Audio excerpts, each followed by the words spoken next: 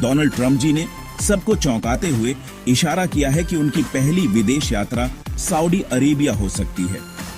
ये US presidents के UK जाने के पुराने रिवाज के बिल्कुल उलट है, जो दोनों देशों के खास रिश्ते की निशानी माना जाता है।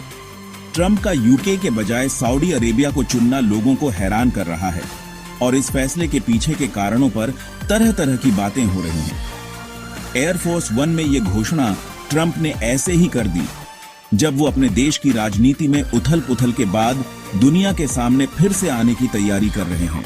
ये मुमकिन यात्रा पुराने तरीके से हटकर है और यूएस की विदेश नीति में बदलाव का इशारा करती है।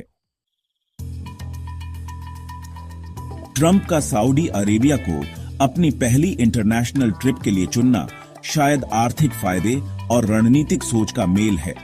ट्रंप अपनी डील मेकिंग की काबिलियत के बारे में खूब बात करते हैं और सऊदी अरेबिया अपने तेल के भंडार और हथियारों के सौदों की वजह से एक बढ़िया मौका देता है।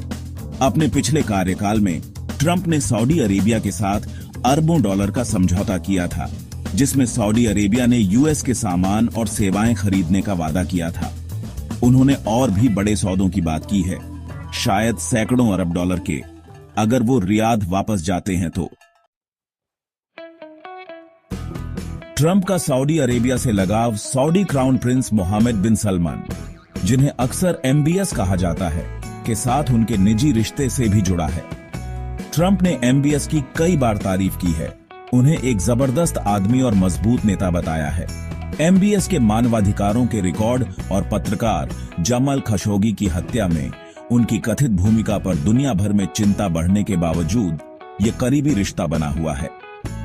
खशोगी की हत्या में एमबीएस के शामिल होने के बढ़ते सबूतों के बावजूद ट्रंप लगातार एमबीएस और सऊदी सरकार का बचाव करते रहे हैं।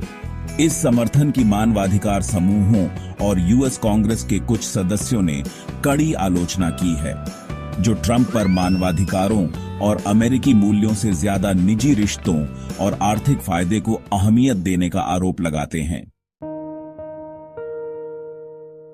ट्रंप की सऊदी अरेबिया की संभावित यात्रा ने किंगडम में उनके और उनके परिवार के व्यापारिक सौदों से जुड़े हितों के टकराव की चिंताओं को फिर से जगा दिया है।